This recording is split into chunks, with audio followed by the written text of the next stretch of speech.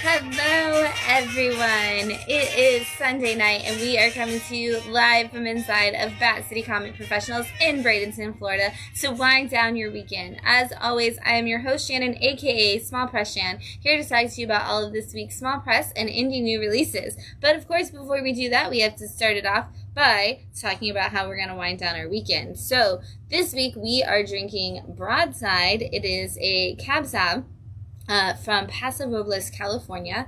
I actually really like the name meaning, because they put like the definition of the word broadside on the back, and it's specifically the one they use is a ballad, verse, or proclamation printed on a single sheet of paper. And so I think that's so cool, as we're talking about comics, to talk about something printed on a sheet of paper that's got a great message, because we're going to talk about some comics with some great proclamations and some great messages.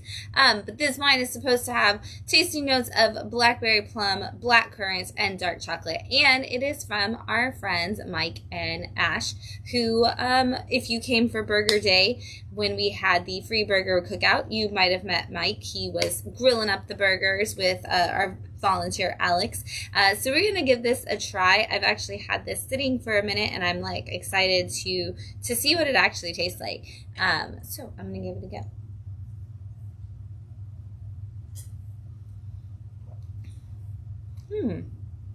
Yeah, that's nice.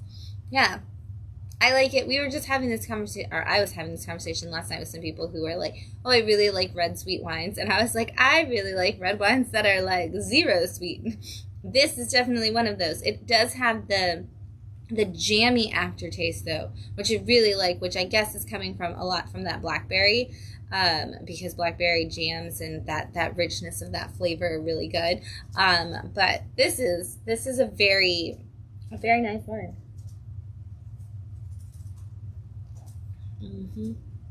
Yeah, it is SIP certified, which means SIP stands for sustainability in practice. So this means it's like, I guess, probably more of a green wine, and that they work on a sustainable, and it does say they're sustainably farmed wines, which is really cool. So you can feel even better about drinking this delicious wine because you know that it's sustainably farmed, which is great. I know, especially in California, like farming is getting harder and harder, and so the fact that they're doing their best to take care of the environment at the same time as farming is absolutely fantastic. And again, this is just a great wine to share with friends. I mean, I have a feeling it's going to taste, again, excellent with blackberry jam, because it already has that flavor, and I'm already thinking about how great it's going to be when I pair it with a blackberry jam on a charcuterie board tonight. I know Matt's like, yes, in the background. It's gonna be delicious. I'm excited.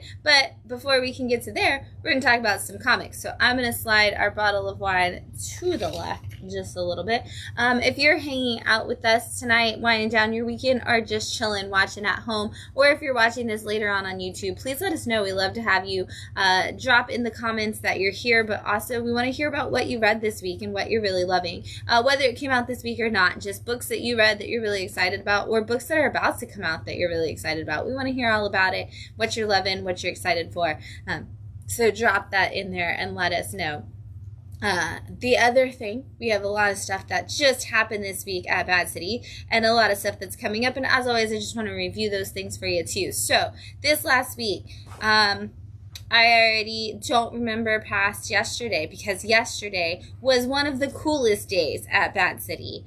And if you're a comic book adult, you may not understand how cool yesterday was, but for all the comic book kids yesterday, we had a blast. We had Dogman Day, and it was so cool. We made Dogman headbands, which you totally should have worn one on this live stream so people could see how cool they were, where you got to like have your Dogman ears and get your little police hat on. We made those. We made Dogman finger puppets.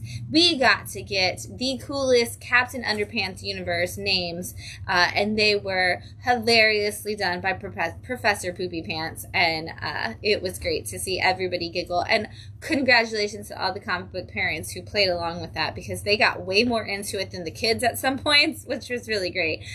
We did the Dogman challenge, where we not only learned how to draw Dogman, but how to draw him in 30 seconds or less.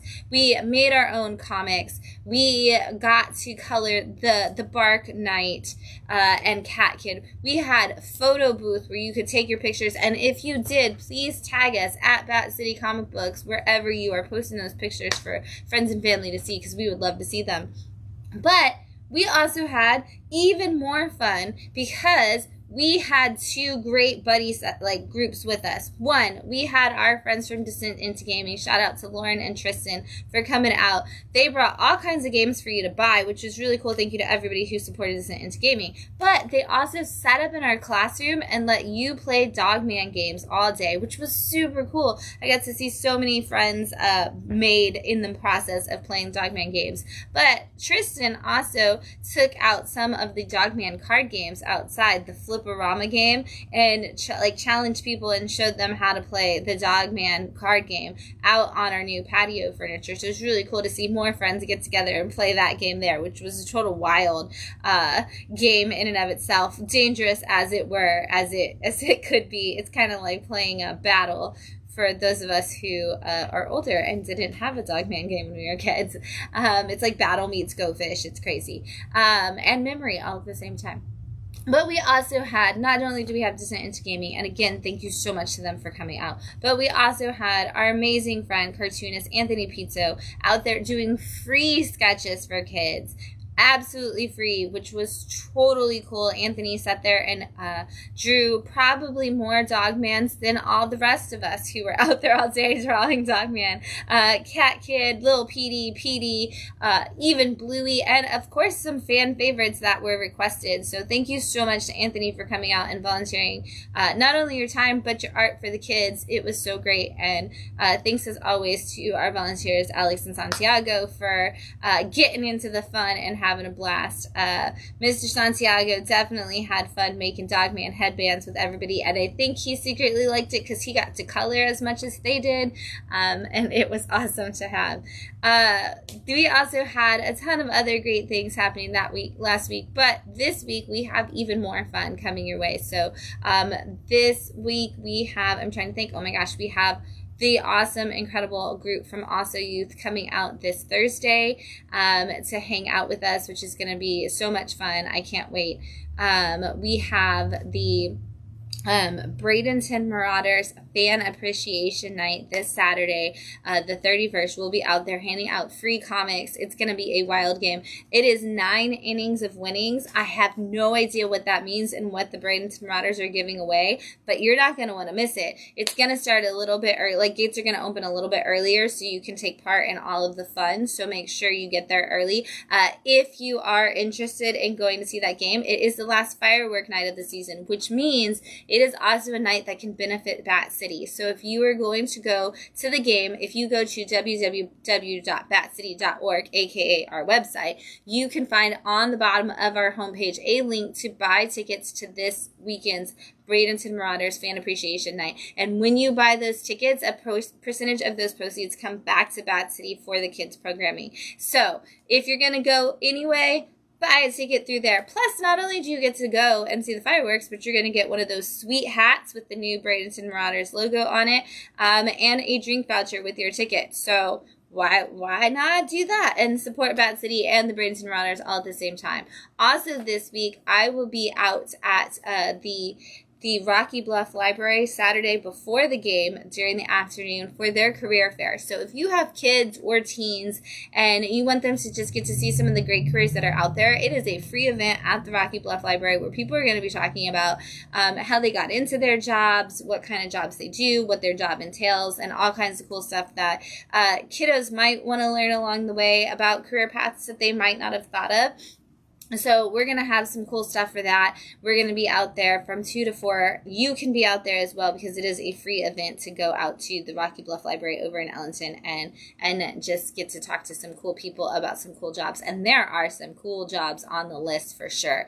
It's going to be great. And there's also tons of other library fun happening there during the day. So put that on your list, head over there and go just check it out and see what they got.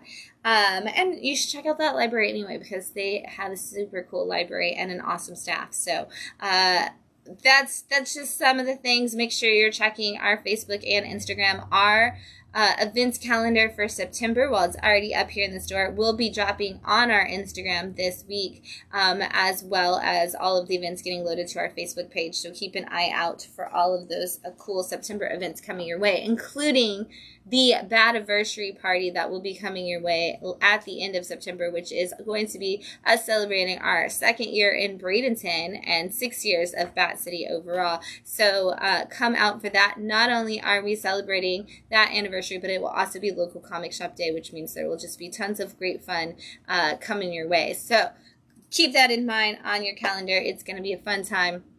But until all of that happens, we've got comic books to talk about, because New Comic Book Day happens every Wednesday, so we've got a stack of new books to talk about, and we're going to jump right into those as soon as I take another drink of this wine, let's be honest.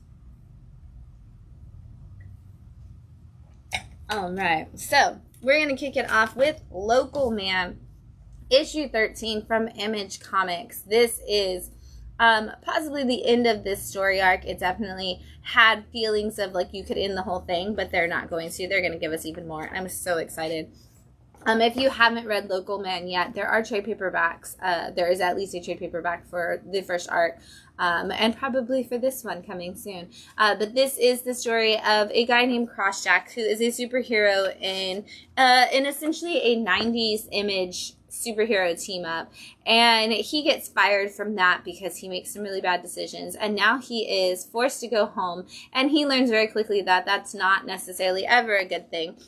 But not only can he not go home and just live his life like he normally would, he also is not allowed to legally use his name or any of the kinds of things that he could ever do as a superhero, nor can he even like do the right thing without getting sued, except he goes home and he finds out there's all kinds of crime and danger in his hometown, and so he is trying to solve some very big things. And in this arc, he's actually dealing with essentially a cult that has taken over his hometown, including his mother, and so he is trying to save his mom and save his hometown in whatever way he can, including teaming up with some people who may or may not hate him exponentially. The really cool thing about Local Man is not only do you get this ongoing great story about him and the world he's in, but you actually get the imaginary 90s Image comic that would have gone with it if you flip the book over. So every issue has a second issue in it, and there's always the fun like 90s style superhero team ups, and this one includes an actual real 90s Image character that you may recognize as you're reading the story. So give it a try if you haven't yet. We love Tony Fleece, we love Tim Seeley. They both are always doing great things, and having them team up on this, where some of them, like, you know, Tony does the one side of art and Tim does the other, Tim does the other, and then they write the books together. It's such a cool story and a cool way to do it. You guys definitely got to check it out. We've got Briar, issue 8 from Boom Studios. If you are super big fans of Sleeping Beauty, this is such a great alternative retelling of that story. This is all about essentially what if the prince had come to Briar Rose only to decide he didn't want to actually wake her up. He just wanted the kingdom. So he doesn't wake her, and they let her sleep the 100 years. And in that 100 years, everything that could go wrong in the world does. And now Briar has been awakened by somebody else, and only find herself like without a kingdom and without people and with a world that's a mess. And so she's trying to figure out how to put it all back together again, and how to just make the world a better place for herself and, you know, for all of the people that should be in her kingdom. And she also finds out that she is still very much cursed, and that curse is starting to take effect in different ways. And so she and her team have found themselves in a lot of danger in a lot of places. And in this issue, they have found themselves in prison on an island, and the only way off is to make friends with the Cranes, and she's going to have to use some of that princess magic to figure out whether or not that's a possibility, so she can save not only herself but her friends and figure out if there's anywhere to go from there. We've got Thundercats, issue 7 from Dynamite. 80s cartoon fans, you are living your best life right now with so many good ones, and here is another one for you.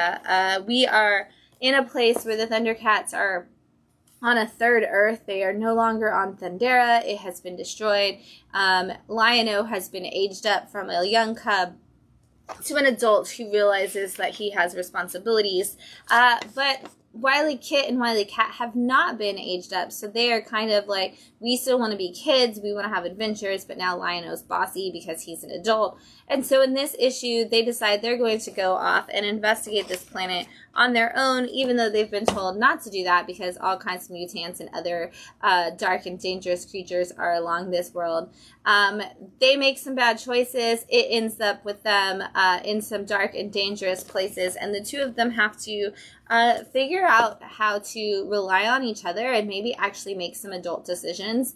And whether or not they make the right ones is also a big part of the story. But if you are a Thundercat fan, you are going to see all of your characters, and you're going to see some cool fan service in some interesting ways as you read each of these issues. And they build out kind of a new way to get to an origin story for what's going on with the Thundercats.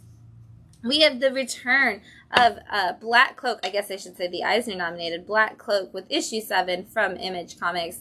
If you did not read Black Cloak Arc 1, you definitely should. It is all about a world that's very similar to something you would see in something like Saga, where we've got, fairies and mermaids and all kinds of fantastical creatures, but we are following a character who is a Black Cloak in Arc 1, who is essentially just a detective for this world, and she is trying to solve the mystery of who married a fairy prince, and one that she has very close ties to. A lot of things went down in the first arc. She makes some not so great decisions, and things don't go well for her in the outside world, and so now she's living on her own and trying to get her life back together again. But her old partner comes and shows her that there is a murder that has happened, and he can't seem to solve it, and so he needs her assistance, and he's going to be pulling her back in one way or another. Definitely not the way that the police force would like her to do. This is such a really fun book. I do say, like, this is kind of one of those books that you actually can compare to Saga, in that you are in this like high sci-fi, high fantasy kind of world, but all of the story is told very character-driven style, and so you can almost like ignore what the world is. You could drop it into like any world and it would fit into there, and yet being in this world is what makes it unique and interesting and drives that story just a little bit more. And so if you haven't read it yet, you should definitely check it out. It was an absolutely beautiful first volume, and I can't wait to see where the second one goes. I was so excited to see that Black Cloak was coming back, nonetheless that it was like back right now. I'm so excited, and I know that so many of you are too. We've got Darkwing Duck, Justice Ducks, issue 5 from Dynamite, and this is slightly out of order, so don't ignore my number system. That's going to be slightly messed up in just a second. But if you are fans of Darkwing Duck, the cartoon, you should definitely be reading Darkwing Duck and Justice Ducks, which right now is the only ongoing of the Darkwing Duck stories. And we are essentially following Darkwing Duck and his Justice League. And if you know Darkwing, you know that he hates being a part of a team, but he has allowed the Justice Ducks to use his secret hideout, mostly because Launchpad's in the Justice Ducks. His daughter, Gosselin, wants him to be a part of it. And of course, Morgana, the woman that he loves more than anything, is also in the Justice Ducks. Well, in this issue, they are trying to solve why they've been having all of these alien invasions coming around so frequently, every issue of the book so far. And they're trying to piece it all together and figure out how they can stop it. And Darkwing hates that they are bothering him because he just wants to read old comics that he's obsessed with. He ends up having to go on this adventure with him, much to his disappointment, only to find out that, of course, it is all connected. The story that he's reading, the world that they're trying to embrace, and all of the mysteries that they've been trying to solve are all interconnected, as they so often are in comics, and especially in Darkwing Duck. And so he does not help, but helps piece it all together as they start to figure out what is going on, and maybe or maybe not solve this case. We're going to find out as we read it. But again, if you're a fan of Darkwing Duck, everything reads exactly like the story. All right. Oh, I wasn't out of order. That's just a weird looking 5. We've got Redcoat issue 5 from Image Comics and the Ghost Machine imprint. This book honestly just keeps getting better and better with every issue, and I'm so intrigued to see where Geoff Johns takes this. But this is the story of Simon Pure, who is anything but, as he will always tell you.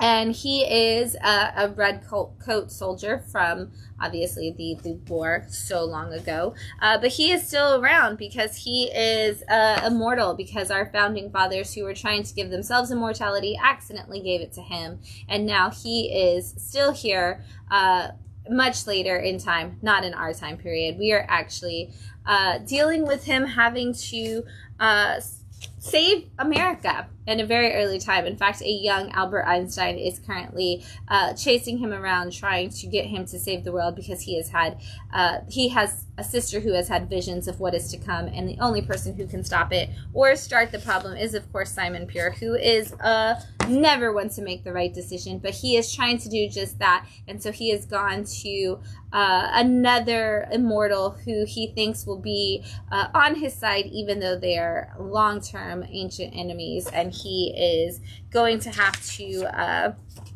figure out if the two of them can work together to stop the ultimate in evil, the architect, who is trying to build apart the end of the country, the end of the world, all of these things together. This is all part of our unnamed universe, which does include Geiger, and so maybe this is going to lead us into some of the concepts that eventually lead to the end of the world. Maybe this is going to happen and it's going to solve it. We don't know. We don't know how it's all going to connect just yet, but Geoff is definitely building a massive story that is really, really well founded in American history. And if you have any interest in historical fiction or anti-heroes, this is definitely one that's going to build it up, and it's just giving you a lot of those big, like, Geoff Johns universe that he's so good at building, that he built, like, with so many DC characters. It's like he's building something like that, but in American history, which is kind of really cool to see.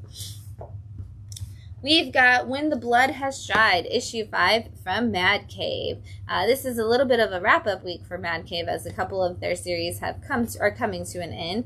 And this is one of them. So this is all about a woman who used to be a part of a guild that was, going around and protecting places and doing things. And she kind of felt like the guild was not where it should be and wasn't necessarily the good guys they claimed to be. And so the guild essentially left her for dead, and she was saved by a man who owned a tavern, and she eventually becomes the person who is like the tavern keep and takes care of that place.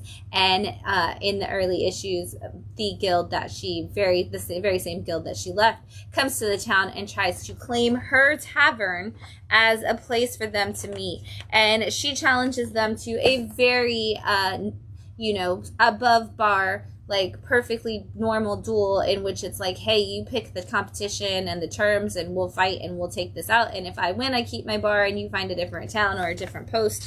And if I lose, we'll move on. Well, things never go as well as planned, especially when you already know you're dealing with some people who are seedy and make some bad choices. And so this issue deals with the fallout of her actually finishing that duel one way or the other, and finding out that the people are exactly who she thought they were going to be, and how to deal with that. And ironically, a really great PR lesson at the end of this issue.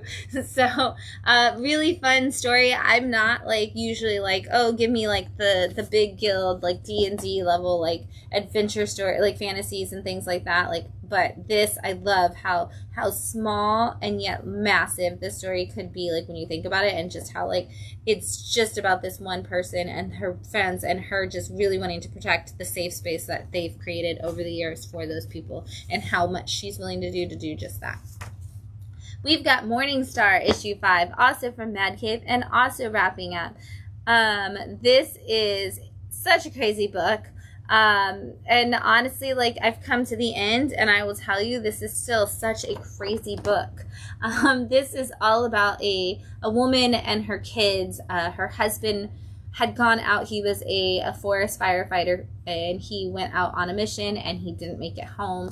And they kind of are having trouble with dealing with saying goodbye to him. So they go out to the very forest where the father was last seen, and they decide to have like a little camping retreat, except the things do not go well. It gets really weird. Maybe like mysterious creatures coming out of woods, maybe futuristic like teleporting and flying people, maybe people from the past. All kinds of stuff come at them, and each of them split up to try to figure out what is going on, and only to have some very crazy, very dangerous adventures of their own, and figure out like, hey, is there really any moving on, and do they even want to do it? Like, do they individually want to do it? Do they want to do it as a family? You're gonna find out as they wait for the night to end and the morning to come, over and over again. We've got Crocodile Black, issue 4 from Boom Studios. Holy crap. Completely crazy in a completely different way. This story is so dark and so good. It's essentially, this actually takes place in like 2020 and like during the pandemic. And it follows a young, like college-age man who ends up getting a job as like a delivery driver, supposed to be delivering food, and in the process of that, he makes a delivery to a man who he discovers in issue 1 is not still alive. And this kid just decides, I'm going to move into this house, and I'm going to befriend this dead body, and I'm going to start my own life this way. And he falls further and further into not just the journals of this man, but into his own madness. And over the course of the last couple issues, he has been given a job for a drug ring where he is supposed to be kind of like the guy that goes in and like roughs people up, not necessarily takes them out completely, but just roughs them up. And he ends up taking it a little too far in the situation, and now his own mind is working against him, and his own strength that he can't seem to control is as well. And he's got the drug people very angry at him. He's got his mind slipping further and further. And in this issue, we find out what actually really triggered all of that for him in the first place, and what made him the way that he is. And we kind of see how that plays further and further into the madness, which is why I'm not showing the back half of the book, because we actually get to start to see that piece together. And again, holy crap. I had somebody this week who was like, oh, I'm not getting Crocodile Black, and I know that you're going to tell me that I'm going to regret it, and every time I look at it, I think that I'm going to regret it. And I'm just here to say that, yeah, you are. You're going to want to read it. Whether you read it all together or you keep reading it in pieces, it doesn't matter, but this is definitely one that you're going to want to check out. And it's almost like just watching this person like completely slip into this madness. I have no idea how they're going to end it, and it's insane. We've got My Bad, Escape from Peculiar Island, which is essentially volume 4, or volume 3 of the My Bad universe, but this is issue 4 from Ahoy Comics. And it's absolutely fantastic as always. In this issue, if you're aware of the My Bad universe, the Chandelier, who has retired from superheroing, has started his own podcast that he calls a broadcast, and he just says a bunch of really ridiculous, really stupid stuff, and runs his mouth all the time. But he's like, hey, it's cool because all these people like me, and I'm a genius because the internet told me I'm a genius, so I'm just going to keep saying whatever I want, which includes saying that you can save yourself from any disease, including cancer, by drinking your own urine. And he gets called out for that. And so now, like, one of those, like, gotcha TV shows is definitely trying to set up a time where they're going to make that happen. Because don't run your mouth on the internet. Like, that's just really all I can say about that. And it gets worse and worse and worse for him. And meanwhile, at the same time, our once major villain, Emperor King, is on the island, the peculiar island particularly, that is being run by John Adams, who is back from history to be a hero for us all. And he has been trying to make him his enemy. He's been determined to make John Adams his enemy. But in this issue, he has a realization that he needs something completely different from a hero that he's going to fight. And so he attempts to find his own new path away from Peculiar Island, and maybe away from John Adams in general, which leads him to an encounter with Strongboy, who is a 10-year-old boy who turns into a superhero, but does not get the mind of an adult, kind of stays in the mind of a 10-year-old, and Emperor King and him have a quick run-in as he tries to determine who is going to be his new super foe. Seriously, this is the greatest. Mark Russell is always on so much fun with satire, and as a guy who has written a lot of superhero books, getting to do satires of so many different superheroes all at one time, you know he's having a blast, and you will too if you read it. We've got The Skell Trade, issue 4 from Magma Comics. This is allegedly the end, and Steve Orlando, if you're watching, please just give me another volume. This cannot possibly be the full end of this forever. I refuse to accept that. But this is all about a guy who goes to work for the DCA, which is a unit of the government that is protecting dragons from being traded for their scales, for their food, things like that, essentially just stopping dragon poachers. And he's fresh off the farm, fresh into the agency kind of person, and he's very angry about the fact that the person that he's paired with seems to be one of those old guys who's making deals with some of the people on the in the poaching and in the trading community, and he is like, I can't have a partner like that. I can't have experiences like that. Like, corruption cannot exist if our job is to protect these dragons. Meanwhile, he rescued a dragon, and you're supposed to have a permit and a license for it, and he's like, that's not my concern. Like, I love it. He's like, all rules must be followed except for the one that says I can't have a dragon. But him and his dragon are determined to end corruption and save all of the other dragons and clean up the forest one way or another. And I just want to see the many adventures of him and his dragon go on and on forever. So again, Steve, keep going. Great series. All right, we've got Dick Tracy, issue 4 from Mad Cave. This is not the wrap-up of this Mad Cave book. This one is going to continue. But this is the story of the world's greatest detective. You can fight me on that if you want to, but it's true. Dick Tracy is the world's greatest detective. And he had that title first. So, but Dick Tracy, the Man in Yellow, is currently doing an investigation because 2 men were killed in a diner, and it was a wild fight, a major attack, and so now he is trying to figure out who it was that killed them. But as in any Dick Tracy case, it's going to have lots of twists and turns, and apparently lots of bad guys as well, because Dick Tracy is going through, and each time he gets some information from a bad guy, it just kind of exposes that even more of them are involved in it, and you are going to get to see a lot of the rogues gallery of Dick Tracy as you read this story, while also getting a big detective story, and most importantly, a Tess Trueheart story, because she's the real hero of the Dick Tracy universe. And in this series, she is actually working to uncover the story with Dick Tracy, but also cover it for the local newspaper that she is working for. She's got a little bit more of a Lois Lane kind of feel to a lot of this, but she is getting involved in some places, and so are Dick Tracy and some of his other friends and foes that are coming together to kind of solve this case, and it is going to lead Dick Tracy into some danger left and right. And I'm trying not to tell you anything about this issue because we're so far into spoiler territory at this point that if you haven't started reading it, pick up issue 1, get in there, get started on it. And if you just want a really cool issue 1 to add to your collection, don't forget there is a exclusive Bat City variant for Dick Tracy that I should bring with me every time I talk about this book on the show, but I never do. But there is a regular and a foil version that has Dick Tracy standing in front of your friendly neighborhood comic shop, Bat City, that you can grab, drawn by the incredible Adrian Prudhomme and colored by the wonderful Austin McKinley, who just had a big announcement the other day from SourcePoint. SourcePoint just announced they are coming back and launching with 3 graphic novels, one of which I saw on the list is going to be Riot Force from our amazing friend Austin McKinley, so I'm excited about that.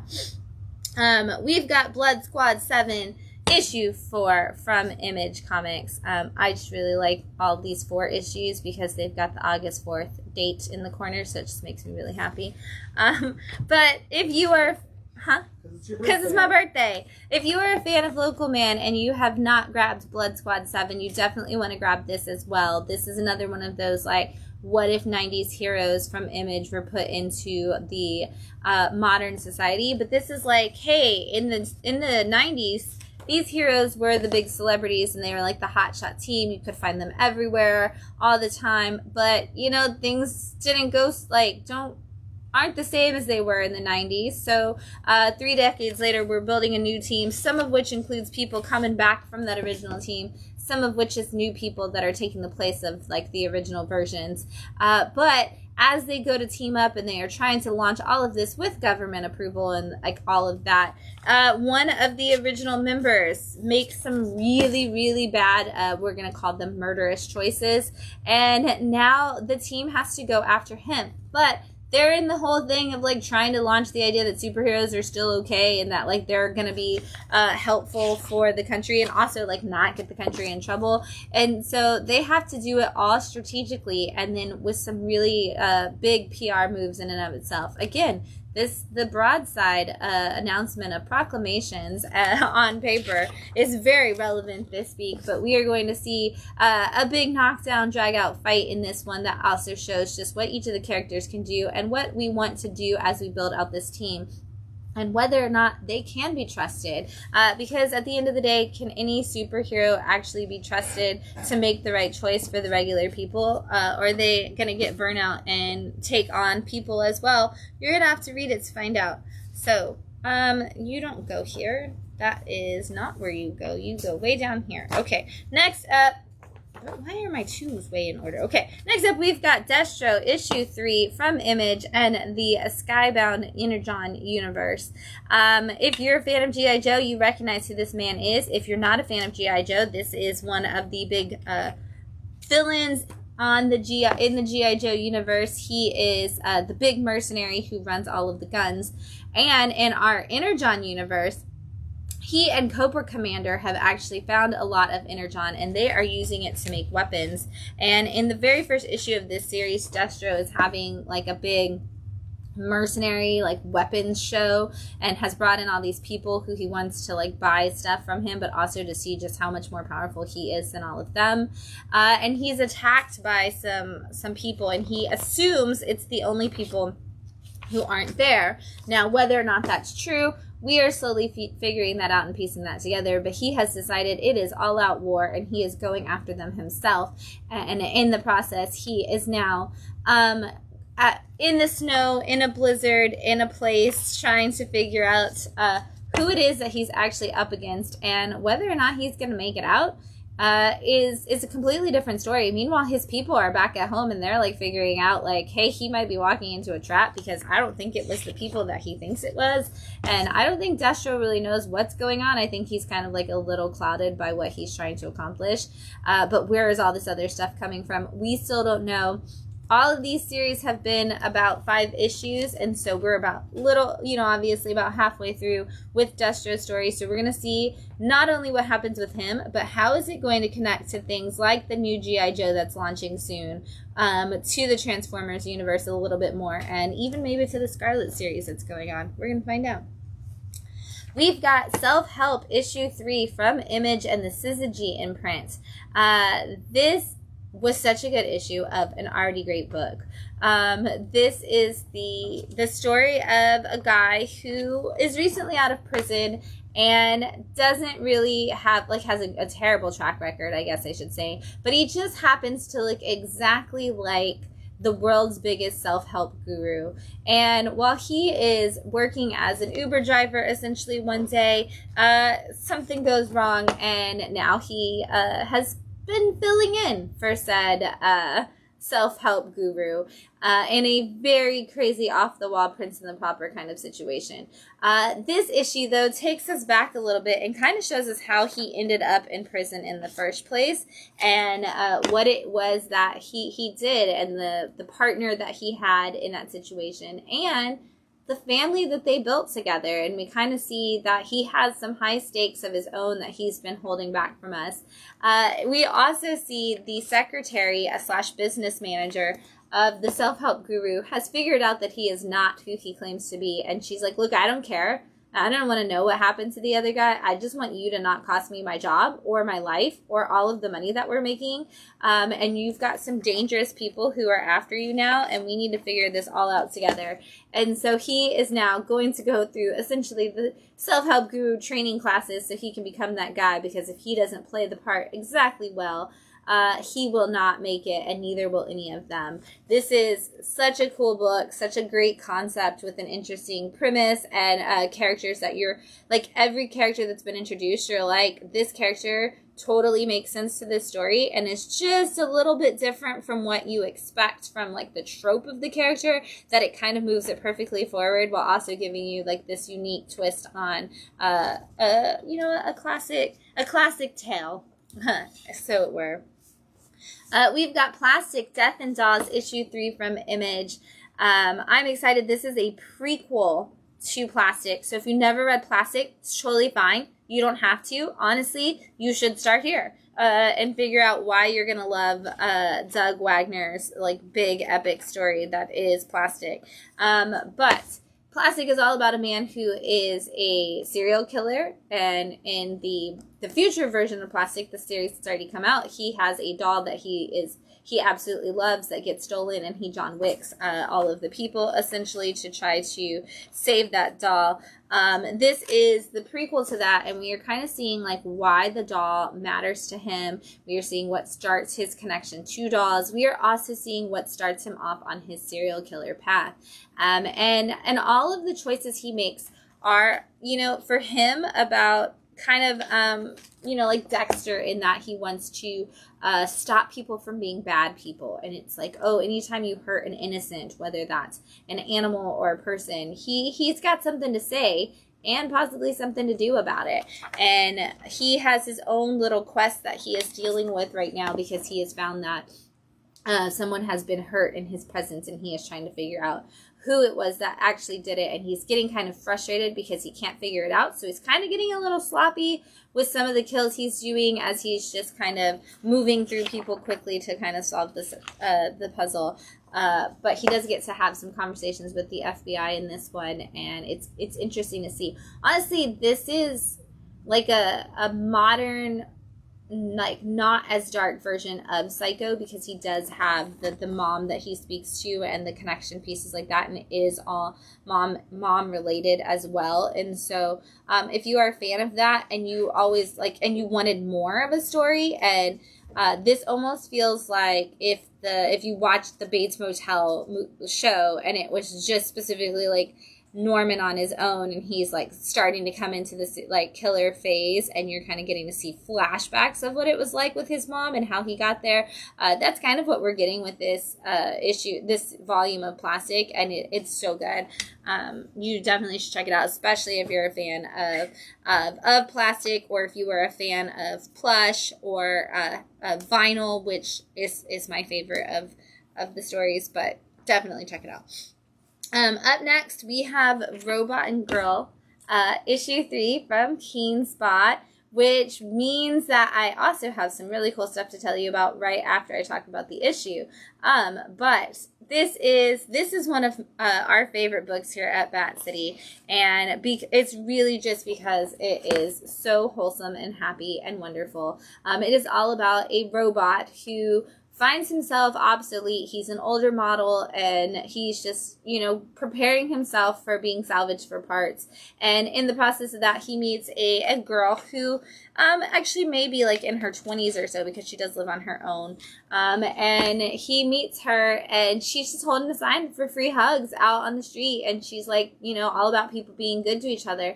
And so they end up becoming friends and connecting together.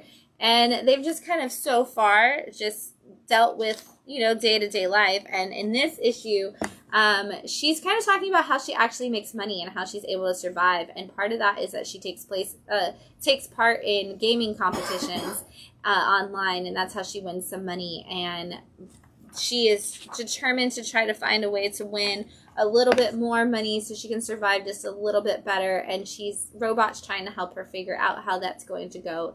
And the plans that it makes for her are very, like, cute, and he just wants to help. And it's fantastic. It's so we have our first, like, little bit of a stake for the team coming up into this issue, and so I can't wait to see where it goes. And I'm so excited. That said, I'm gonna hand you that because I know it is your copy. That said, I wanted to so when the first issue came out, the creator of Robot and Girl, our good buddy Mike, he sent us a sketch, and we got to show that off, and it was really cool and exciting. In between the last couple issues, he sent us another set of really cool goodies. And so first up there is this cute little post-it note that's actually got Robot John on it. So I had to show that off in the first place because look at that cute sketch. Oh my gosh. I just want robot plushies. I know, we talk about this all the time. But we also got a whole bunch of, like, these are the bookmarks, actually. These are the kind that you flip over your pages, which are super cute. There are a whole bunch of different kinds of stickers, which I'm super excited about. And let me move these out of the way so I can show off this cool stuff. And Matt had mentioned wanting this, and so I'm so excited that now he has one, because these are the foils for Robot and Girl issue 1, which are so cool. Everybody wants one. And it's cool, and it's really great that, like, we super appreciate that, he sent us a copy for ourselves, especially because Matt was really wanting one, and they were sold out everywhere, and Matt was really sad because he wasn't going to get one, so we're so happy we got one. But that would be cool just for us, and it would kind of be really rude and not in the spirit of Robot and Girl if we were just, like, bragging about how we got all this cool stuff. So I wanted to let you know that we will actually have 2 copies of the foil of issue 1 available in the store, which is a super incredible. Thank you so much for sending these to us so that we can share them with people. So if you are a fan of Robot and Girl, or if you haven't had a chance to try it yet and you want to, we are going to have these 2 copies available in the store. These gold foil beautiful things that you are absolutely going to want to add to your collection. I know. I already know that you do, especially issue 1. It's the most heartfelt, wonderful, adorable thing. Matt was already like, this is one of my books of the year, the day that he read issue 1. So you're not going to want to miss it, and now you don't have to. So check it out. All right, we're going to keep going. We've got Joy Operations Volume 2, Issue 3 from Dark Horse. This is Brian Michael Bendis bringing back his old universes to Dark Horse for the first time. And this one is, the Joy Operation is essentially a program where they put the mind of somebody inside of the body of somebody else. And they kind of share that space. They're not supposed to. It's supposed to be where, like, this body was given to the mind of this person, Joy, to take over and kind of work as this operative. But now something happened, and they are sharing this space, and now more bad things are happening. And so these 2 are working together inside of one body to try to figure out how to battle against these evil entities that are coming their way and kind of put everything back together again.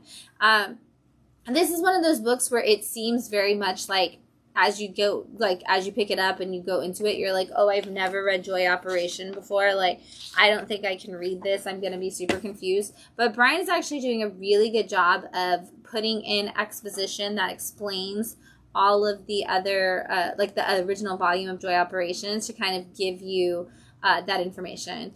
and get you caught up to speed so you know what's going on. So honestly, like, you could jump in right here and still completely get what's going on, because this is a new story, and we're introducing characters that are related to these people that we haven't seen before.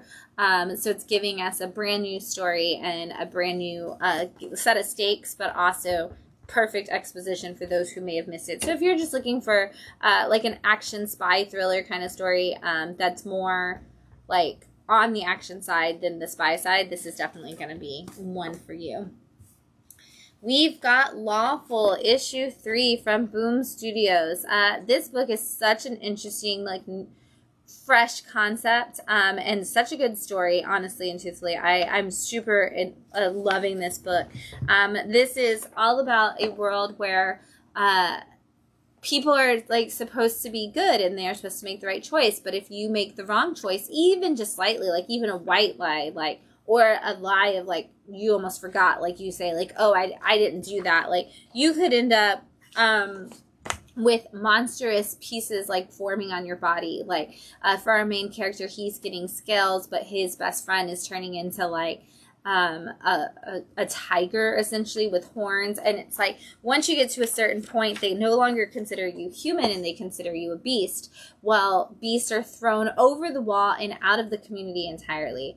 Our main character, he is working for the commander in the unit that is supposed to be processing the papers to go after anybody who needs to be removed from the town. And he is like a second generation. His dad was somebody who also worked in that. And as far as he's been told, his whole life never had a single drop of beastie, like, blood come on him, and never, like, never did anything wrong. He was perfect in every way.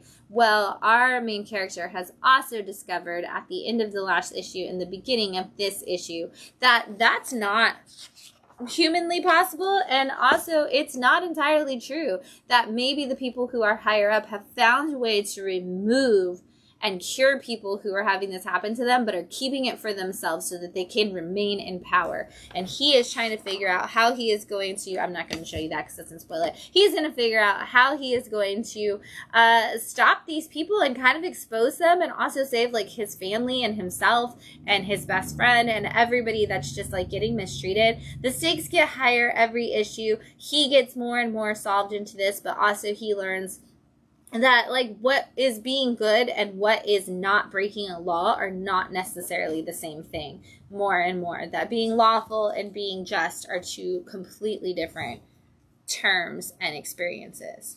All right, we've got some issue 2s. First up, we've got issue 2 of Zdarsky News, which is free at your local comic shop. These are Chip Zdarsky's little newsletters that he has created, and issue 2 is all about interviewing Ryan Stegman and figuring out why Ryan Stegman is going to be a writer now, and why he's putting out so many books as a writer instead of an artist, as only Chip Zdarsky could really get to the bottom of that. These are complete and total satire, as one would expect from Chip Zdarsky. He also usually interviews himself to talk about some things. And then on the back, he tells you news about his own books, but also about books that he didn't write that he still actually enjoys, that people should check out as well, which is always fun to see what other comic creators are picking up. And then he's got the 10 hottest comic artists down on the bottom for you, in case you need to know who the 10 hottest comics and artists in comics are according to Chip Zdarsky. You can find them all right there, or the one right there. 2, really, if you count that last little shot down there at the very bottom, which is hilarious. Definitely check this out. Again, they're just like freebies that you can pick up. They may be in your box at your local comic shop, or you can ask. We try to give them to everybody that subscribes to Zdarsky titles. This week I gave them to everybody who subscribes to Ryan Stegman titles, because why not? Chip Zdarsky would appreciate that. Up next, we've got Witchblade issue 2 from Image and the Top Cow imprint. This is the return of Witchblade, and it is a complete, like, retelling of the whole story, written by Marguerite Bennett, who you may know from things like Batwoman, giving us kind of that same feel almost to the story. But this is the story of a girl named Sarah who is a detective who's always kind of been in the police world. And one day while she's trying to deal with a situation and she's in the middle of this operation, like sting operation, it's going down, a random talisman walks its way into her life, and now she has the power of the Witchblade, and so she is able to go after people with more strength and power than she's ever been able to go after them before. But something she learns in this issue is that she does not have control over it. Is that something she's never going to be able to control? Is it something that she just can't control right now? She's got to figure that out, because she is going way too far and beyond like lines that she's willing to cross when she's using the Witchblade power, and she doesn't want to be that person. Like, that's always been a thing that she's always tried to avoid. Meanwhile, she is being chased by the people who were originally hunting the talisman and woke it up, who want their talisman back, and she has to figure out how to fight against these people. She has no idea who they are, and it's kind of one of those, like, it chose me, so I've got it, and like now I have to fight you people, and that's annoying kind of situations. But she's gonna do it because she's a detective, and she's just ready to fight and do what she's got to do. We've got Epitaphs from the Abyss, issue 2 from Oni Press and the EC Comics imprint that they've brought back for the first time since, I don't know, the Comics Code Authority existed. So we are seeing the return of EC Horror and EC Sci-Fi, and this is our second issue of Epitaphs from the Abyss, which is a horror anthology, which is going to give you different mini stories in every issue.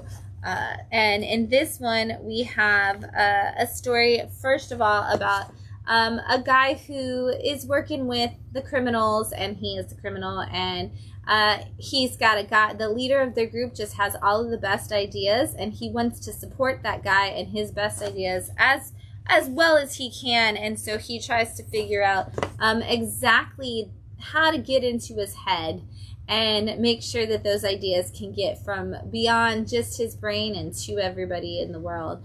And then we've got a second one, which is about a zombie who has been standing in the same spot for a long time, trying to figure out why she's been there and what's so important to her. And we get to see a little bit of her flashbacks.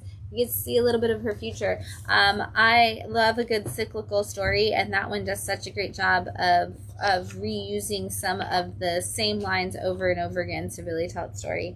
And then lastly, because it is an EC horror comic, and we always have to talk about the dangers of the world around us today, we get a story of a kid who gets in a car accident because he's texting while driving, and we see the way that plays out for him. And while he is still trying to reach for his phone, he learns a very valuable lesson about you never know what's going to happen when you grab that phone. And maybe the text messages could just wait until you're home or wherever you're going.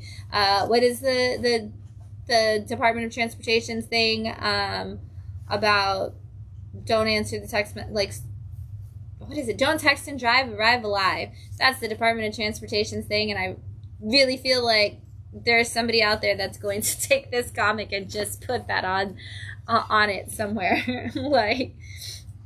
Anyway, if you like horror, if you were picking up Creepshow in the last 2 years, Creepshow and EC Horror and all of those kinds of horror anthologies all kind of were a big thing all at the same time. And so bringing these back, it's just another great way to have some great horror and to have it from big names. I know in this Epitaphs of Abyss this week, there's a story from Matt Kent, one from Tyler Cook, and one from Jason Aaron. So big names writing horror stories is always fun.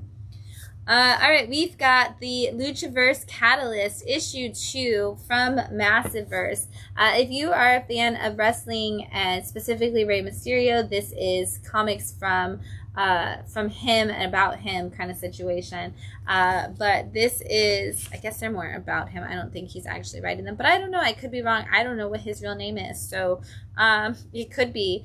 But there are 2 stories, and then this one, the first is the Lucha Brothers, which is a story about two two luchador wrestlers who have this like desire to get, like one of them has this desire for this ultimate power, and he's determined to get it, and so they go into this place to try to find this secret, essentially like power serum or whatever, and in it they have to face a bunch of bad guys, and they realize that it's not it too is almost scripted, that they were chosen to be there but not in the way that they want to, and we get to see a little bit of their past and how they got to this point and maybe what led them there, but we also get to figure out what the right choices to make are, and maybe that the power that you want versus the power that you have are not the same thing, and you need to learn the balance and your priorities in life.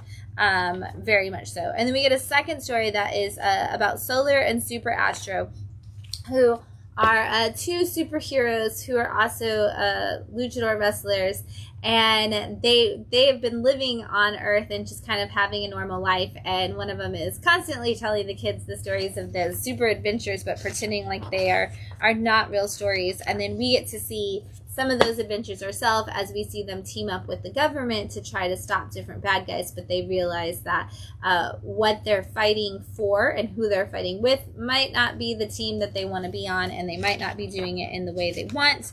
And some investigations lead them to some big bad guys that they thought that they had gotten rid of long before, who may be coming back with a vengeance. These stories are going to continue, it seems, in issue 3 of this, which will be the last one of at least this arc of these little stories. But again, if you're a fan of Rey Mysterio or wrestling, like luchadors specifically, this is definitely a cool one to pick up.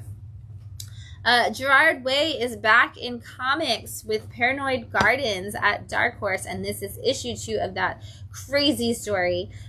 This is all about a girl specifically who lives in a home for people who are struggling with different disorders, and she is trying to also work like as she's kind of got a job as one of the orderlies because it's good for her psychosis essentially and her trauma to kind of work with that. Well, in issue 1, she is attacked by a new patient, and he kind of attacks a lot of people, and they think that she actually may be the one that's instigating it, but she doesn't know how, and she doesn't know how he knows her and what's going on, so she's trying to figure out that.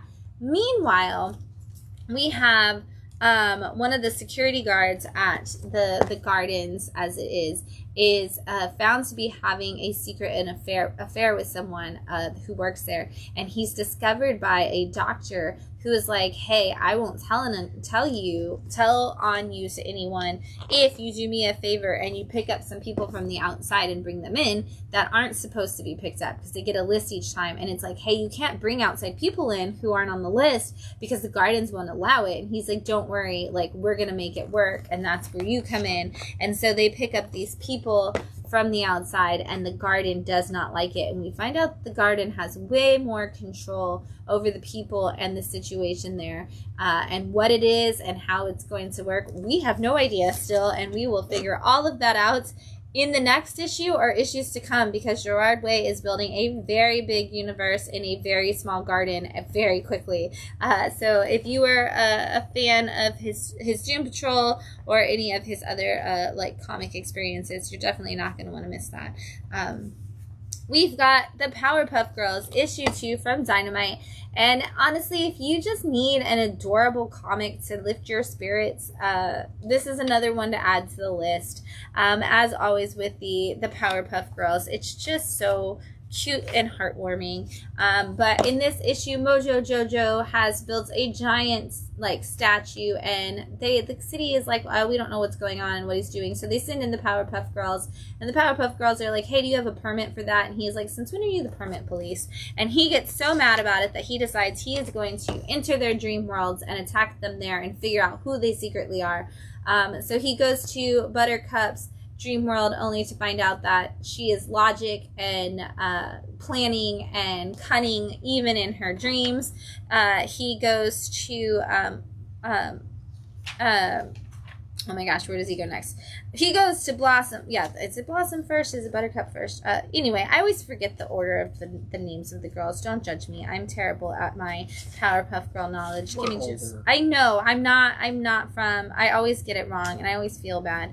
But it's Bubbles, Buttercup, and yes, Blossom was first. Okay, so then it's Buttercup. Blossom is the leader. Then Buttercup, who is the violent one, and then lastly he goes to Bubbles. And he finds out that she is just having a tea party in her dream. And she invites him to join. And he thinks it's a secret trap because everybody else is running a secret trap. And he makes her cry in her dream. And he feels really bad about it. And so how Mojo Jojo in real life decides to make it up to Bubbles is absolutely heartwarming and adorable. And you should totally read this issue. Even if you're not a Powerpuff Girls fan, but you just want something cute and adorable on your day, pick it up and grab it. And if you are a Powerpuff Girls fan, you definitely need to be reading those. All right, we are getting to some number ones. First up, we've got Permadeath number 1, which is from Dead Sky Publishing. And this is super cool because it's all on newsprint paper, which is fantastic. Inside, outside, all of it. It's so good. It's also, this issue is also written by Jonathan Chance, who is the creator of Cover the Dead with Lime. And this is got 2 different stories in here, both that have to deal with different types of death. And so in the first one, it is a bunch of old men in a nursing home who decide that they're going to use the power of spirit walking to go and kind of experience life in a way that they're not able to do anymore. And one of them, like, they each take turns each week where during their poker game, essentially, to go out and do this. And one of them decides to take advantage of it in a way that his friends are not okay with. And so when that does not go well for him, they kind of just leave him to deal with it on his own. And I'm not going to tell you what he does or how that goes down for him, but you're just going to have to figure it out. And then the second story in the back is all about a man who is playing video games and is kind of like an esports guy, and is determined to win this challenge so that he can get a bunch of money, because all his friends have moved away to college and are doing big things with their life, and he wants to be able to at least go visit them because he knows he's never going to actually be able to afford to go to college or move away. But he's just trying to win enough money to keep his life going with them, and he takes way too many energy drinks over the course of the time he's playing and doesn't sleep for days on end while he's doing it, and that does not work well for him. And so you're going to see exactly what I mean by that as you read this story. Very much in the same way that we were just talking about the EC horror comics, where this is like, hey, if you make the wrong choices in this life, like, you do have to eventually serve the consequences of those choices, and how that can find us both in life and in death. Really cool stories. Just interesting to see where they're gonna go. This is technically, I believe, a one-shot, but I mean, that means he could do it as many times as he wanted to. He also has this really great afterword that is super duper emotional about losing his wife, and how they were both into the conversations about, like, how you get, like, how death finds people and how people find each other on the other side, and how like, what the spirit world is like and how it really works. Honestly, the afterword was so beautiful and touching, and thank you for sharing that entire story, Jonathan, with the world. But if you grabbed Epitaphs from the Abyss and other, like, horror anthologies, and you're just looking for a couple more stories, this is again, make your choices and see how they come back to haunt you, quite literally. We've got Patra issue 1 from Dark Horse Comics, and I brought this beautiful Francavilla cover, but you're going to see as we go into the inside that for those of you who are fans of things like Johnny the Homicidal Maniac, this is a very similar art style that you will probably enjoy. But this is all about a little girl named Patra who wakes up in the woods and finds herself, like, with this scary mask and this bloody knife, and she has no idea how she got here and what's happening, but suddenly she finds that she is being chased by a man, and every time he gets close, the the stuff comes back to her, the knife and the mask, and she's got to kind of find her way out of this woods and this danger. Meanwhile, us as readers, we find out that this man may very well be an escaped inmate, essentially, who's been in an asylum, who has done this before. And what this is there is some dark and creepy murders, and the way that he sets them up, and we get the whole backstory on what that is, and why he is chasing Patra specifically. And it's a classic slasher thriller kind of situation coming your way, and you're getting all of that, like essentially like that first act of the movie in this issue, as we see who this guy is, and who Patra, like how Patra what she might have to do if she's going to survive. This is a 4-part series, and I cannot wait to see how the rest of it plays out. This is going to be such a good, just a good horror story, and a great slasher, which we don't have like a lot of the slashers on the shelf right now. A lot of it is more of those horror anthologies and the horror like crime procedural kind of things. So the fact that we're getting a little bit of that mixed into a classic slasher feel is gonna be good. Valiant is returning through Alien Books, and they are continuing that with the return of Archer and Armstrong. These guys have been a team for a long time, but like everything else in the Valiant return, they kind of give you a new start point and some new information for them. And so Archer and Armstrong are on a mission at the very beginning, and they are investigating the fact that a pirate ship, it seems, like kind of very Goonies-esque, in a cave underwater, but that pirate ship happens to have been led by, or the person that they find leading it is the daughter of the one and only Aaron Burr. And so it's so funny because they're like, oh, this is Theodosia. And they're like, if you don't know who she is, I could start singing the song from the musical at one point. And you're like, oh my gosh, great Hamilton reference. But that is all that this is connected to, is that Aaron Burr and Alexander Hamilton, not only were they dueling over the typical things, but there's also secret society stuff that has been going on in all of American history. And we've got an evil mastermind, who's not very actually mastermind or good at his job, coming into play right now, who is a part of this society and is definitely going to try to use whatever this magic and this mystery is to take down all of America. And so Archer and Armstrong are like, we're here, we have to solve this, let's get it together, and let's get this going. And so they try to go to the Sisters of Mercy for some information, only to have some activation come into play that may cause Archer and Armstrong to lose the battle that they are working on very quickly if they can't get it together. If you are a Valiant fan, you're in happiness right now as all of your favorite characters are returning. If you're not and you've always wanted to try it, now is definitely the time to do that, because they're giving you jump-in points for everybody and building it out. And there is whichever side of that you fall on, there is a checklist for when all of the Valiant books and characters are going to be returning. So if you're a Valiant fan and you're one of those guys that's got to collect everything from Valiant, this is definitely something you're going to need. But if you're somebody who's like, oh, I've always wanted to try this character, this will give you just a little hint on when you might be able to see those characters come into play. We've got a book from Vault, and this is one of those awesome things that Vault Comics does, where every quarter or so over the last year and a half, they've given retailers an opportunity to buy a comic and decide what they are for free, essentially, and decide what they want to do for it. So if you are a Bat City customer, you have this in your box, or you got this in, yes, Bat City subscriber. If you're a Bad City subscriber, you had this in your box this week for free.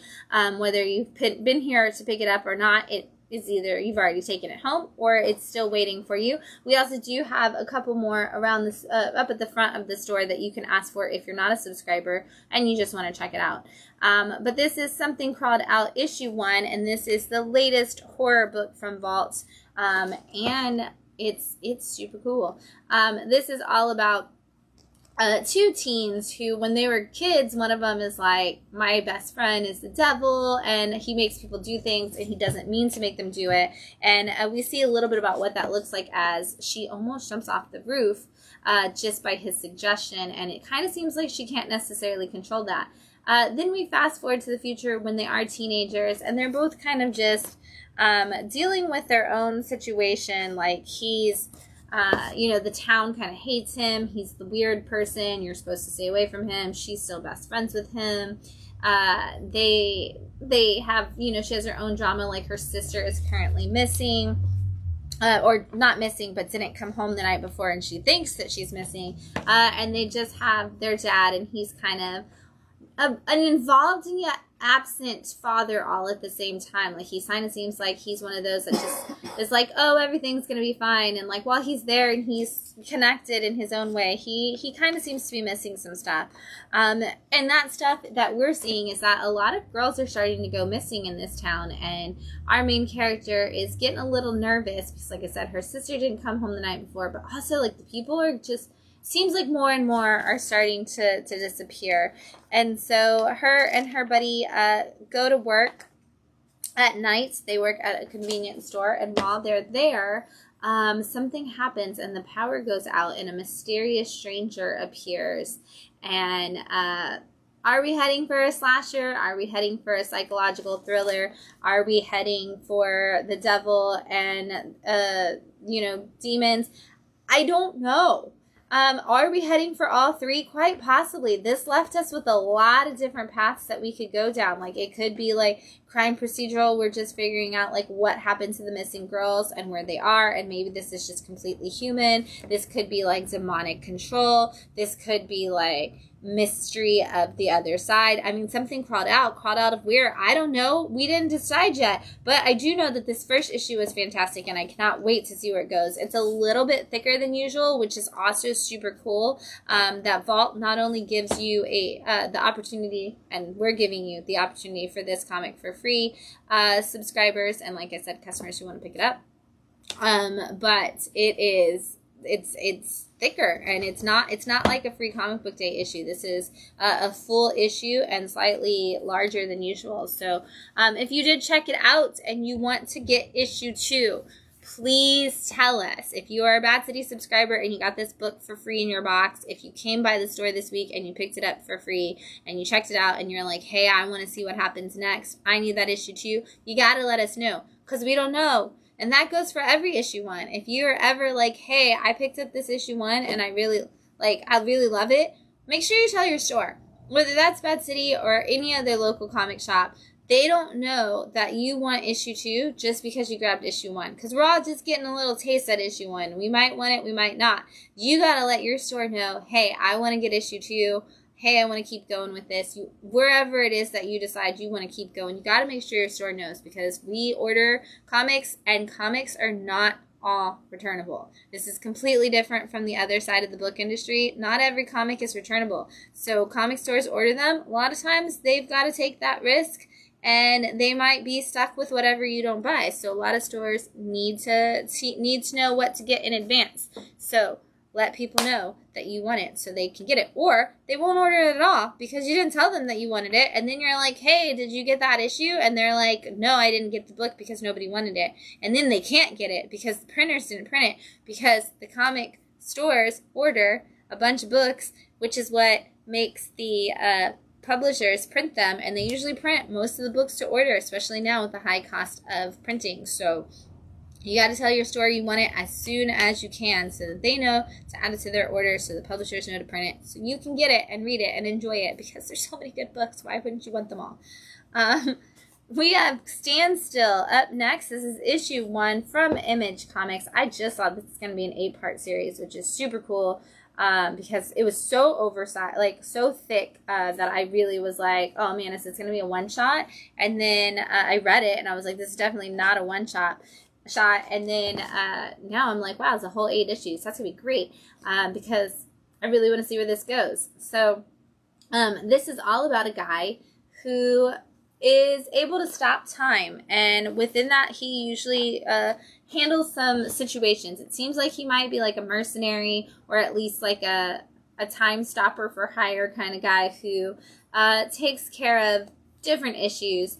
And in the first part of this, we see him go into like a biker bar, and he kind of runs his mouth for a really long time, but we find out that essentially a girl has gone missing, or something has happened to a girl, and he's determined to kind of just make them pay for what they did. And he does it all without them ever even knowing, and because he can stop time. And so it's super cool, and it's kind of like our first like really big like glimpse into what he could do.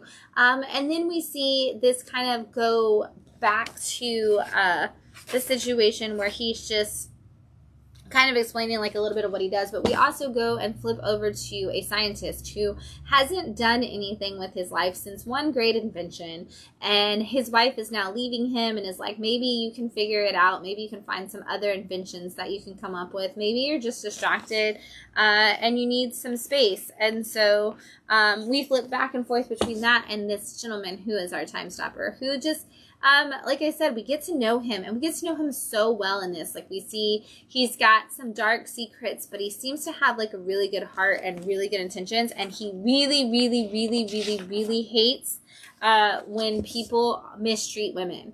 And so if you mistreat women, he is going to mess you up, because that's not cool. And so I don't know what we're going to find out about him entirely, but so far, even though he's a little dark and he's got some secrets, I'm kind of in, and I want to see what he's going to do, and I want to see where this is going to take us, because I really enjoyed the first issue, and again, I want to see how far he's going to take some of the situations he gets into, because he runs his mouth, but he can back it up with his time stopping. So let's see where he goes.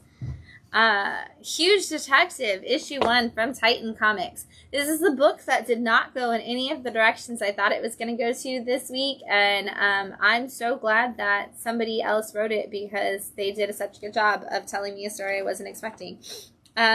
This is all about a world where there are huge people. They basically call them human kaijus, and they kind of look like, or the one we're following at least, kind of looks a little bit like Frankenstein's monster, but gigantic. And the society has essentially allowed them to have Australia, and humans have moved out of there and are living in other places, except for like a couple who feel like they need to, go against them and try to like live their lives, because this was our land first kind of situation. But we are following a woman who is an FBI agent who is doing an investigation on some murders that have happened, and specifically the person who they believe did them is a normal-sized human who believes himself to be a huge, as they call them. And so she is like, he thinks that he's a huge person. He thinks that he's done all these things. Like, we need to figure out how to get inside of his mind, but she can't. So the only thing she can do is she can actually call in an actual huge detective. And so the two of them have to work together. His name is Detective Giant, literally. And they have to work together. And it's so, like, there's so many layers to this book already, and so much that's going to go on. Like, she doesn't trust the huge that she's working with, but she also doesn't trust this person, and this person doesn't trust her.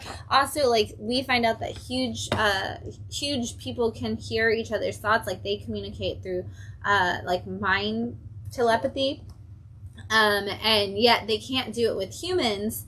And so she can't do that with him, but there seems to be like some suspicious behaviors going on around her, and some things that people know that are just putting things in some weird, really, really weird perspectives.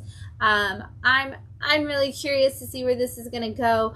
Oh my gosh, built out a lot. Like I said, I did not think that that's what this book was going to be about, nor did I think that that's where the story was going to go at all. I've already gotten to talk to a couple people who bought it and came back to talk about it this week, and we're all really excited to see where this one's going to go. So I can't wait for issue 2 and to learn more about our huge detective and the world around him. All right, I've got 3 picks of the week. I'm going to take another drink of my Broadside wine before I go into them.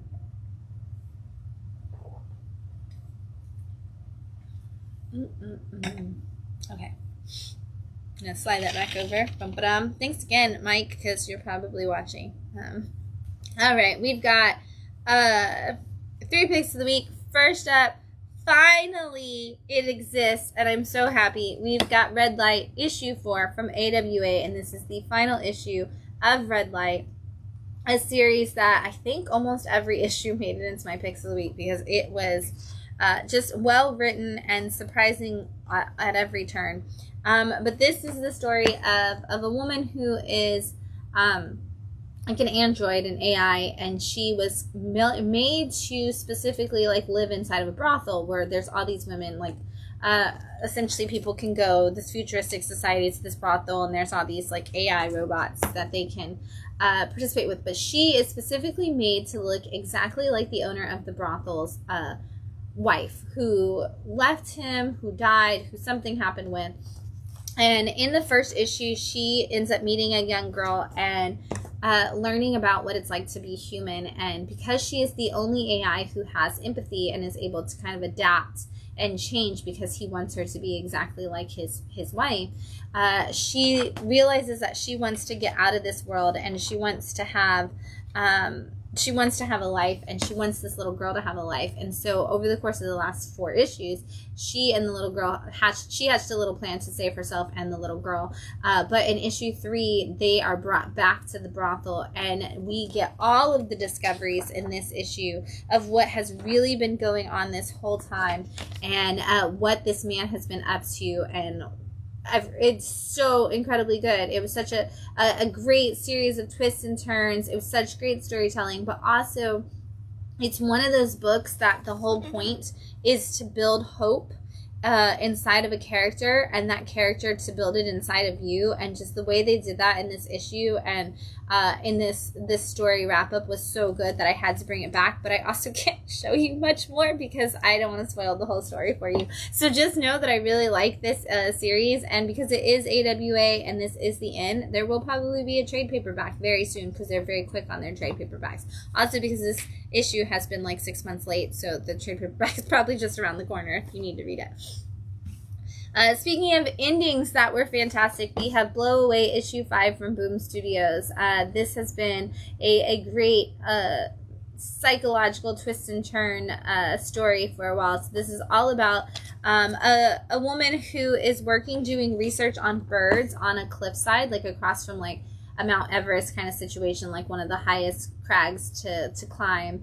And her footage catches a murder on it, and she is determined to figure out what happened. So she goes to the police in town, and they completely blow her off, and they try to get her to like turn in on her tapes. And then she starts having all these people like following her and attacking her, and she tries to go out on the mountains and figure it out. Well, basically everybody convinces her that she's crazy and that it never happened and all kinds of stuff, and she's brought home over the last 4 issues to try to like figure out like what exactly is going on. And not only do we kind of finally get what happened, but we also see her kind of finally get what happened. And I'm not gonna show you anything else because this is all twisty-turny, crazy psychological, like what is happening. And I love it because almost nothing happens throughout. Like she like finds one piece like in each issue, and then like nothing else happens except for her trying to like starting to doubt herself and think that she's crazy. And she's constantly more and more convinced like she's gaslit by everybody in the world, essentially over and over again in this series, until we get a resolution one way or another in this issue, which is super cool. And then lastly, I read this entire book today in like an hour and a half, and it's so good. But this is Book of Evil. It's from Dark Horse. It's one of the Comixology originals, and I cannot imagine how this was on Comixology originally at all. But this is Scott Snyder and Jock, who's the team behind Witches, and it is so freaking good. So this is not in traditional comic form. This is essentially prose novel. It's 189 or 192 pages, something like that, with Jock art all around it. But essentially we are living in a futuristic society where it's gotten to the point where in the future, everybody is a psychopath. Everybody is a murderer, is crazy, is like crazy violent, like all kinds of things. And essentially when you're born, all children are put into this one area of the town, and you have to stay there until you are either turned into a human or an animal. And an animal is somebody who can actually feel empathy and can understand what's happening, like who can rationalize things, who's just not a violent human. Somebody who is actually what we would consider like a normal person. They're considered an animal in this world, and they're put to work in different places. And if they don't, and once they get to where they can't work anymore, they're just removed from society in exactly kind of ways that you would think. And this follows one of the young boys who is living with a group of friends. It's his older brother and three friends, sorry. And they all live together. And what they do, the only thing they have to do for fun in their community is they read a comic strip that's called Book of Evil. And every week that comic strip comes out, it follows these two brothers who are the good brothers, who realize that the world is better off now that everybody has this like psychopathic tendency. So they invent a time machine to go back in time to try to get rid of the original humans, the original Homo sapiens, and just only have the dark, evil psychopaths that run the world now. The kids and many people throughout the society are convinced that within this comic strip is the secrets to the outside world and the escape plan to get away from these shepherds who are the ones who like take you in to like if you try to run away, and to get away from this society of evil psychopaths. And they're trying to figure it out, and they find out very early on in the story that the older brother may have actually figured out the clues in the comic strip, but he has gone missing. And so this is the story of these guys trying to figure out what those clues mean, and whether or not they can get out, and whether or not there is anything to get out to. And what is wrong? Like, how did society get here? How did we get to a point where nearly everybody that's born is a murderous, like, crazy psychopath? And how did that become the new normal? And how did we just accept that? And whether or not, there's any going back, and whether or not there's any going forward, are kind of the things that they do. But I mean, obviously I love it because it's got that great horror, that great psychological like story, the great trying to escape and to find hope in this world, but also the fact that the only hope lies in comic strips is such a cool story that I was super excited about. And getting to see how their adventure unfolds and where it takes them was just absolutely good. Again, it's 187 pages long of a story, and completely told in prose the whole time, but you get that awesome Jock art on the side of it. Scott Snyder and Jock are always a great team, and we need more of their collaborations, and this was a great one. So definitely check that out if you haven't already. And it's a great pass point for comic fans to just have a great novel to check out at the same time. All right, there's a bunch of other books that came out this week. I'm going to fly through just to let you know. We've got Predator versus Black Panther issue 1. I'm really excited to see if we get more of that like Predator Black Panther stalking Predator than the just like knockdown drag out fight that Wolverine and Predator had. Batman Superman's World's Finest issue 30. My goodness, that is so high up there, numbers. Deadpool issue 4. Dark Knights of Steel All Winter issue 2. I'm so excited Dark Knights of Steel is back. We've got Daredevil Woman Without Fear issue 2 and the Gotham City Sirens issue 3 of 4. And Punchline getting added to my Sirens is such a great, fun, awesome time. We've got Ghost Rider Final Vengeance issue 6. Wow, we're already on 6. G.I. Joe Real American Hero issue 309. This is coming directly over from IDW with Larry Hama still on the book. This is not connected to your Inner John universe. This is your classic G.I. Joe continuing. There will be a new G.I. Joe title launching this fall that actually connects to your Inner John Transformers crossover. We've got Nightwing issue, they didn't put a cover. Okay, Nightwing issue 117, and this is your Beetlejuice cover. We're getting Beetlejuice covers on a bunch of our DC books this month. We've got Superman issue 17. We got Star Wars High Republic Adventures Phase 3 issue 9. We've got Spider-Woman issue 10 and Rat City issue 5, part of your Spawn universe that is expanding every week. We've got Phoenix issue 2, part of your new X-Men line. We've got Wonder Woman issue 12. This is your Tom King run, and look at that Tedesco cover. It is so beautiful. Oh my gosh. Man, I love that. It's so gorgeous. We've got also, she had a Beetlejuice cover, so I wanted to bring that for you so you can see that too. We've got Giant Size Thor. We've got Ultimate Spider-Man issue 8. We've got Usagi Jimbo. This is The Crow part 5 of 5. So wrapping up that miniseries for Usagi. We've got The Titans issue 14. Venom War continues this week with 2 more titles, which include Carnage and Venomous, which is our Black Widow Venom story. We've got Scarlet Witch issue 3, and inside this is one of the most gorgeous Scarlet Witch costumes to ever exist. I'm obsessed with it. You should be too. It's so good. I'm not going to spoil it though. I want you to actually go out and buy the issue and get it. Nightclub, it returned with volume 2. We've got Namor. This is awesome. Look at that. This is issue 2 of the new Namor series, but look at that Namor by Night homage to Werewolf by Night. We've got a second print of Kid Venom #1, and that super cool cover.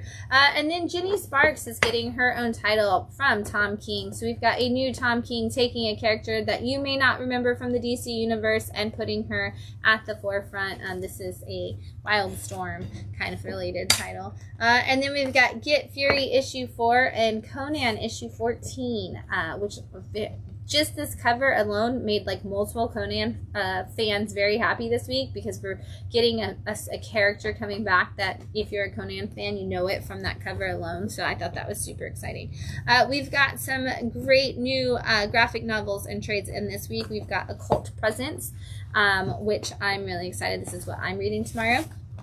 We've got Boy Island, a new one from Silver Sprocket, which I'm super excited about. This is another one of those like crazy art books, which Silver Sprocket is so known for, and I can't wait.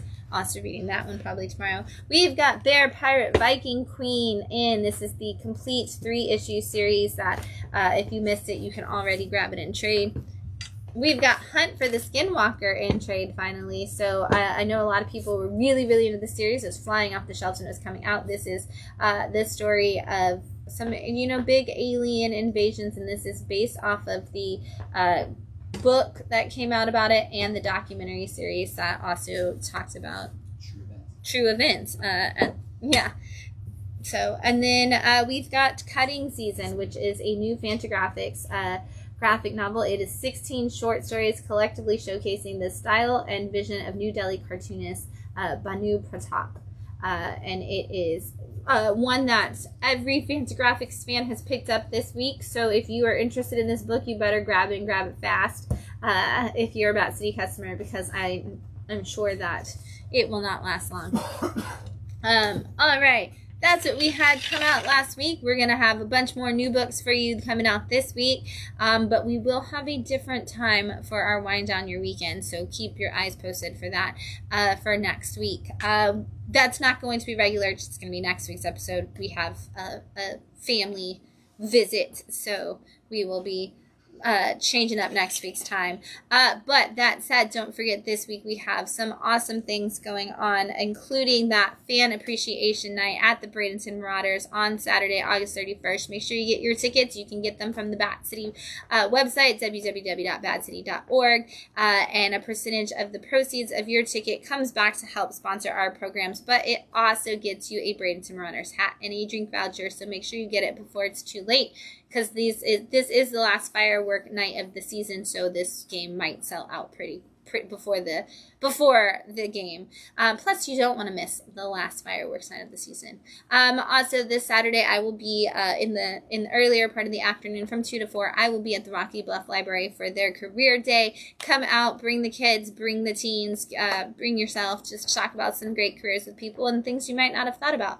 Again, I want to give a shout out to our friends, Mike and Ash, for this Broadside wine. It is a Cab Sav. It is a great wine with some nice flavors that are going to taste really great with my dinner, so I appreciate it so much.